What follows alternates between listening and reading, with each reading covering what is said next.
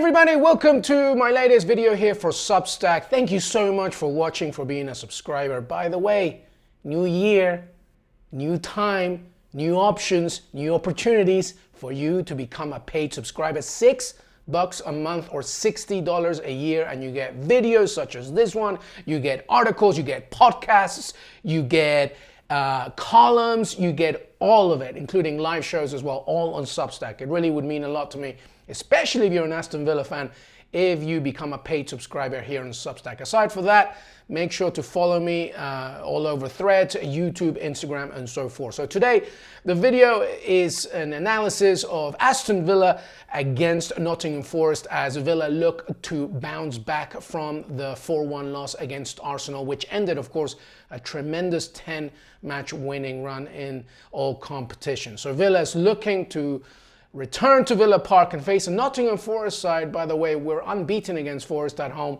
So, given the fact of, the run of Forest, I think the team who has failed to score the most in the Premier League, especially away from home. But this is a very big game for Villa to bounce back and reignite the sense of being as we look to maintain this great run in the Premier League, of course.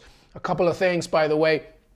Despite the loss to Arsenal, it was really, really great to see from a Villa perspective the fact that no team around them really managed to get 3 points midweek and on New Year's Day. Manchester City drew with Sunderland, Chelsea drew as well, forcing, of course, that departure from Enzo Maresca. Liverpool failed to get 3 points against Leeds United at home as well. Man United failed to get a win. So, all in all, around Villa, it was a good news, taking in mind that there wasn't so much of a gap separation. Villa remained 6 points away from the top of the table, 2 points away from Manchester City in second, and with still that great cushion from Liverpool, who are in fourth, and even a further cushion from Chelsea and everybody behind. So if everything goes to plan, Villa hopefully can get 3 points against Nottingham Forest and then back on track and starting another trend. A couple of squad news, obviously, per Unai Emery's press conference.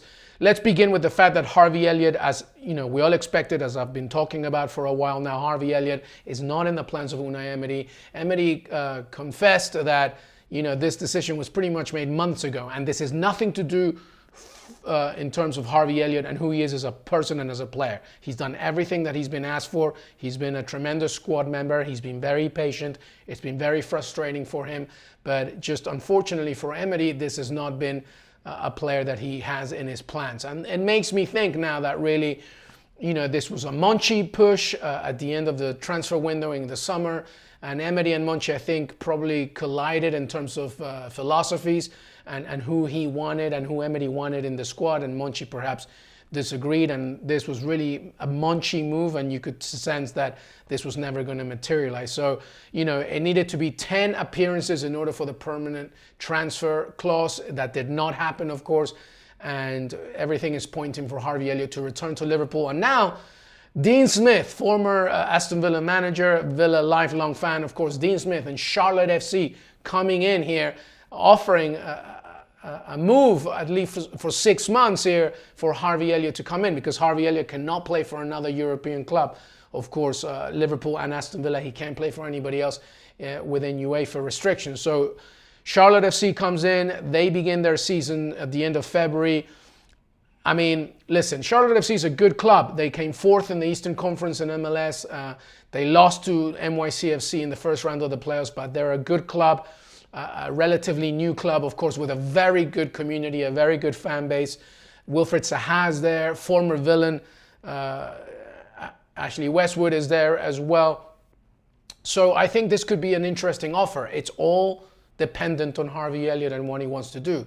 Does he want to go back to Liverpool and prove himself to Liverpool, even though reportedly he still remains out of Arne Slot's plans, though, with Alexander Isak's injury, Mohamed Salah still at AFCON, maybe he has a chance here, but it's up to Elliott. And he would be heading to a league, by the way, that's very competitive in the same conference as Lionel Messi. This is a good opportunity for him as well to at least play football, but does he have aspirations of making the World Cup squad for England? There's a lot there for Harvey Elliott to ponder, of course. But in terms of Elliott and Villa, it's just not going to happen. It's just not going to happen. So there you have it.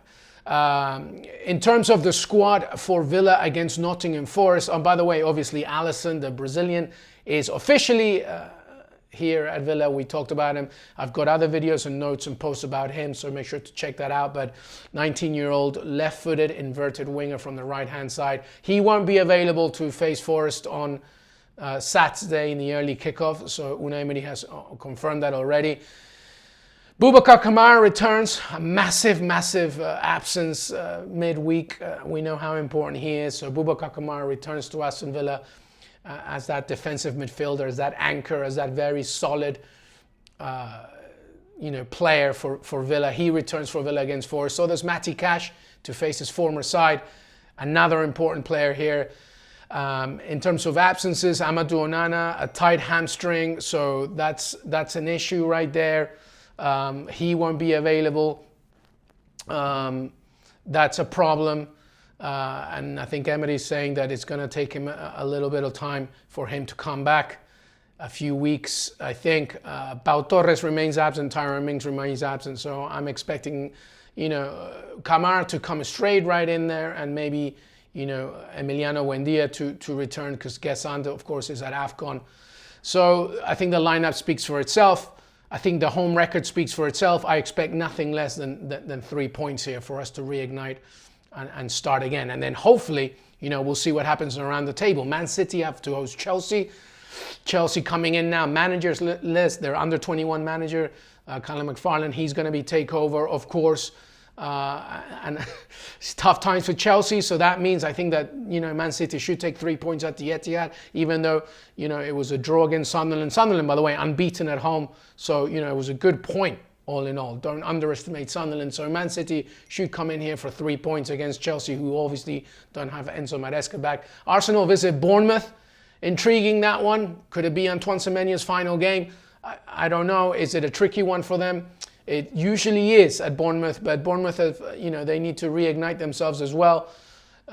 So Arsenal are at Bournemouth. And so when you look around the table, I think Villa just has to focus on Villa itself. Nottingham Forest at home, I'm expecting 3 points. I think the lineup might be changing a little bit, I think, in terms of rotation, but, the usual players should start. Morgan Rogers, Ollie Watkins, etc. So there you have it. It's another weekend of action here in the Premier League. I'm hoping that we continue to try and look for a striker, a natural striker that can support Ollie Watkins in the transfer window. I'm excited to see what Alisson can bring to the table. Harvey Elliott, once again, should be on his way. Let's see if he goes to Charlotte FC. But as of right now, I'm expecting 3 points against Nottingham Forest. Sean Dyche's Nottingham Forest, who are also on a bad run right now. And being at home, I think, should be that, that charger that should reinforce the fact that Villa should get 3 points. Up to Villa. Make sure to follow me on Substack and everywhere else. Till then.